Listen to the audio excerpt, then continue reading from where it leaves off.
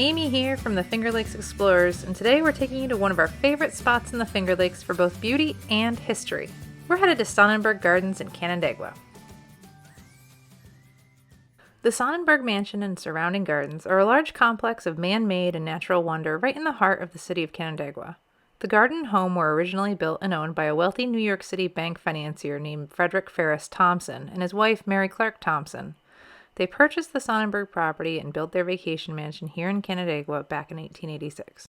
Unfortunately, Frederick died just a few years later, but his wife Mary continued to grow and develop both their mansion and the gardens after his death. The grounds and mansion are now a state park and are open to visitors from spring through fall. Sonnenberg is located on Gibson Street in Canandaigua, just a few blocks from Main Street. You don't need to worry about street parking. There's plenty of room in a large lot right next to the entrance. You do need to buy a ticket to enter the gardens. Standard admission is $15 per adult, with discounts for seniors, children, students, and military. Kids 3 and under are free. The gardens are family-friendly, with plenty of room to explore, and even a kids' trail, which takes kids on a scavenger hunt around the gardens. When you purchase your ticket, you'll be given a map of the grounds with information on the gardens. You're free to wander at your own pace, or if you'd like to learn more as you go, you can join a guided tour. These are offered free of charge most afternoons. For the best of both worlds, a smartphone tour is also available. At the entrance to the park, you'll find a stop for a tram that can take you all the way around the park. Also nearby are restrooms, a gift shop, a wine cellar, and a cafe with some tasty local options for lunch. As we walked just beyond the cafe, we found the historic greenhouse and conservatory complex. 13,000 feet of year-round greenhouses were constructed to grow fruits, vegetables, and flowers for Mrs. Thompson. These greenhouses are still functional today and display various horticultural collections. They also grow many of the plants used in the gardens throughout the grounds. Wandering through, we saw collections of cacti and succulents, tropical plants, fruit trees, and a huge variety of flowers. Following a path back from the conservatory, we walked past open rolling fields of grass and trees, and soon found ourselves entering what is probably the most popular of the many gardens at Sonnenberg, the Japanese garden. This garden was built just after the turn of the 20th century and is recognized as the first residential Japanese garden in America. With a temple, stone and wooden bridges, and a lily pad-covered pond, it's just gorgeous. It's no wonder people love it.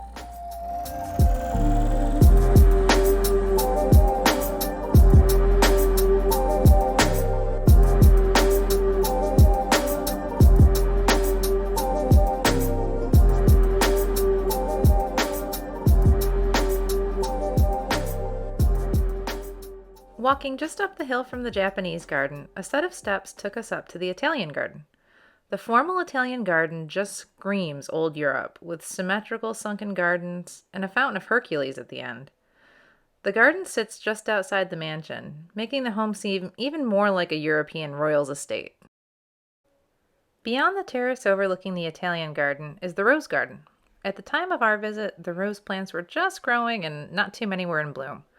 However, we visited before when the roses were in full bloom throughout the garden, and it was just stunning. The garden is home to more than 2,500 rose plants, which, when in bloom, show varying shades of red, pink, and white flowers.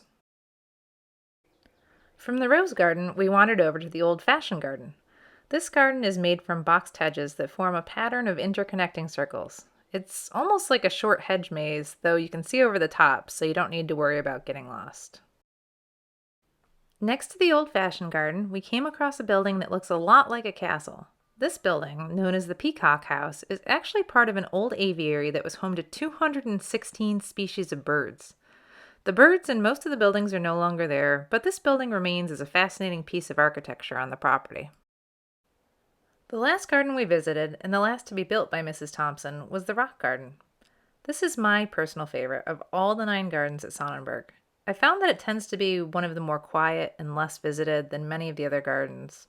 I imagine many folks make their way straight from the old-fashioned garden to the mansion and don't know what they're missing. Don't make this mistake. This beautiful garden tucked into a wooded section of the grounds shouldn't be missed.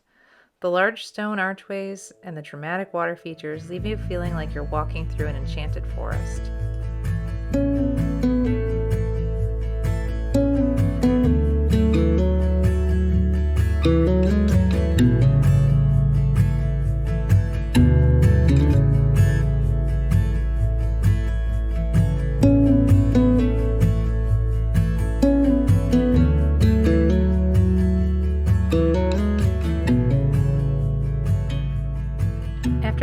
of gardens, we took the short walk over to the mansion. The first 2 floors of the Queen Anne-style mansion are open to visitors and filled with furniture and artifacts from the Thompsons' lives. The Thompsons never had any children, so when Mrs. Thompson passed, the house was left to their nephew, who sold the property to the federal government in the 1930s. Restoration of the property didn't take place until the 1970s, but you'd never know it. Walking into the home feels like stepping back in time. The rooms are filled with eclectic decor and items from the Thompsons' travels around the world. It's fascinating to wander through and see how people, or I guess I should say wealthy people, lived almost 150 years ago. One of my favorite spots in the house to visit is the balcony off the master bedroom. The views of the gardens from the balcony are stunning. Plus, you can even get a glimpse of Canandaigua Lake in the distance. There's also a carriage house behind the mansion you can visit. Not too much has been done to restore this space to its old look and function, but it does have restrooms, a vending machine, and some historical information on display. Off to the side of the building, you can see a couple of the old carriages up close, which are pretty cool. Although this recent visit was on just a typical weekend day, Sonnenberg does host a number of public and private events throughout the year. Looking at the grounds, it probably doesn't come as a surprise that it's a popular location for weddings and receptions.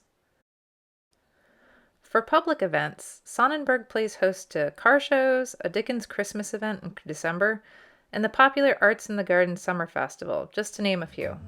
But one of our personal favorites is the summer music series called Moonlight Strolls, where local bands take the stage in the most gorgeous twilight setting.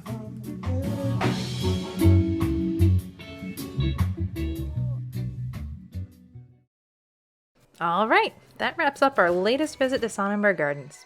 Although the Finger Lakes region has plenty of natural beauty and history, Sonnenberg is something truly unique. Thanks for watching, and don't forget to like and subscribe so you can stay up to date on our latest videos.